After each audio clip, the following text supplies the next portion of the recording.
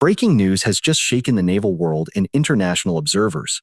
In a move that stunned even seasoned analysts, Ukraine carefully waited until Russian commanders gathered aboard the ship Moscow had branded it a floating fortress, a symbol of its dominance on the Black Sea. At the very moment celebrations were underway, Ukrainian forces unleashed a precision strike that destroyed what was thought to be one of Russia's most secure and advanced military assets, Naval. The incident has already been described as one of the most daring operations of the war, and it signals a major shift in how vulnerable even the most heavily protected platforms can be.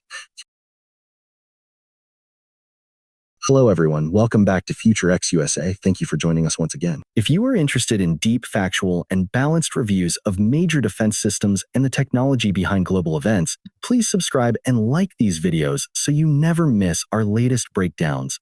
In today's analysis, we are taking a close look at what Russia called its floating fortress, the ship Ukraine targeted at exactly the right time. We'll go over its background, the way it was built, its features and performance, and why its destruction is such a big deal. To summarize the story before we dive into the technical aspects, Ukraine had been monitoring this vessel for weeks. It was touted as a state-of-the-art naval command center, bristling with defensive systems and carrying some of the Russian Navy's most senior officers. The idea was that this ship could act as a mobile headquarters, coordinating air, sea, and land operations while staying safely at sea. Intelligence sources suggest that Ukrainian surveillance assets tracked its patterns, studied its vulnerabilities, and waited for a moment when the highest number of high-value targets would be aboard. When Russian commanders gathered to celebrate an operational milestone, the strike came. The result was catastrophic damage and a dramatic blow to Russian prestige, showing that even the most advanced floating bases can be neutralized.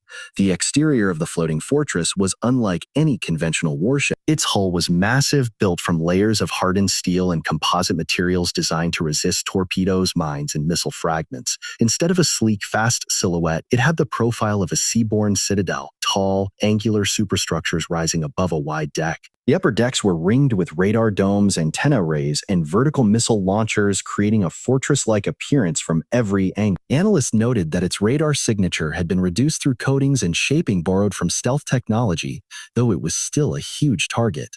Around the perimeter, rows of close-in weapon systems, anti-drone cannons, and point-defense missile batteries were mounted to intercept incoming threats.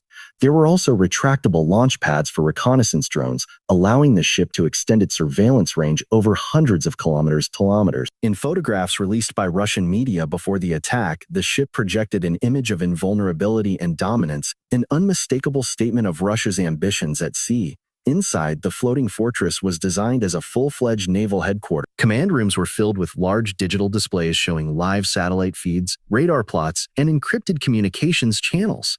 Officers could coordinate air defense, missile strikes, and amphibious operations simultaneously, making the ship a nerve center rather than just another combat vessel.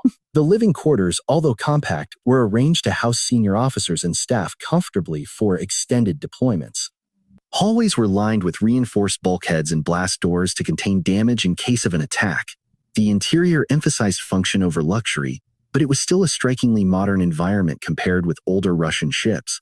When it came to performance, on paper this ship could operate for months without resupply, thanks to its onboard power generation, desalination systems, and storage for food and fuel. It combined the endurance of a large warship with the command and control capabilities of a land-based headquarters. Its propulsion system was engineered for steady cruising rather than high speed, emphasizing stability and constant presence rather than quick sprints. This meant the floating fortress could remain on station in the Black Sea, acting as a visible command post and launch pad for operations. But as the attack demonstrated, performance metrics and exercises do not necessarily translate into real-world survivability under modern precision strike conditions. Safety features were heavily promoted by Russian state media. The ship was compartmentalized into multiple sealed sections to limit flooding and fire spread. It had redundant power supplies, backup communication systems, and several layers of armor around its most sensitive equipment.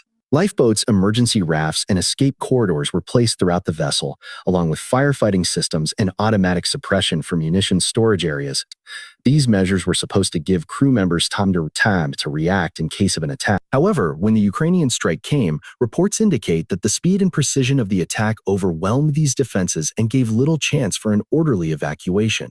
This underscores how even well-designed safety features can be rendered ineffective by surprise and precision weaponry. The unique selling points of the floating fortress were central to Russia's naval narrative. It was built as an unsinkable platform, a ship that could coordinate multiple operations while under its own protective shield. Unlike older command ships, it boasted advanced data fusion systems integrating information from satellites, drones, and naval units in real time. It also had modular spaces to allow different mission packages, anti-submarine coordination, amphibious assault planning, or even serving as a mobile base for special operations forces. In Russian media, it was shown as a symbol of technological prowess, an answer to Western command ships and aircraft carriers, and proof that Russia could innovate despite sanctions. Its destruction therefore struck it more than hardware. It punctured a carefully built image of naval invulnerability. On the financial side, estimates from defense analysts suggest that the floating fortress cost several $100 million to design, build, and outfit. When research development and the specialized systems were included, the total investment may have approached or exceeded $1 billion. For a country under economic pressure, losing such an expensive asset was not just a tactical loss, but a major financial and psychological blow. Each destroyed system on board represented years of work and billions of rubles in investment. In conclusion, the strike on Russia's floating fortress is more than a headline. It is a case study in how warfare is changing. Large, slow, expensive platforms, even those protected by layers of defenses, are increasingly vulnerable to agile opponents armed with precision weapons, good intelligence, and patience. Ukraine's decision to wait until high-value targets were aboard maximized the psychological and strategic impact of the attack. For observers around the world, this incident is a reminder that cost and size do not guarantee safety. Even the most advanced and expensive warships can be neutralized if the adversary knows how to exploit their weaknesses. Thank you for following along with this detailed review. If you appreciate in-depth analyses of global defense systems and the real stories behind major military events, please make sure you subscribe to FutureX USA and like this video so you'll always be up to date with our latest breakdowns.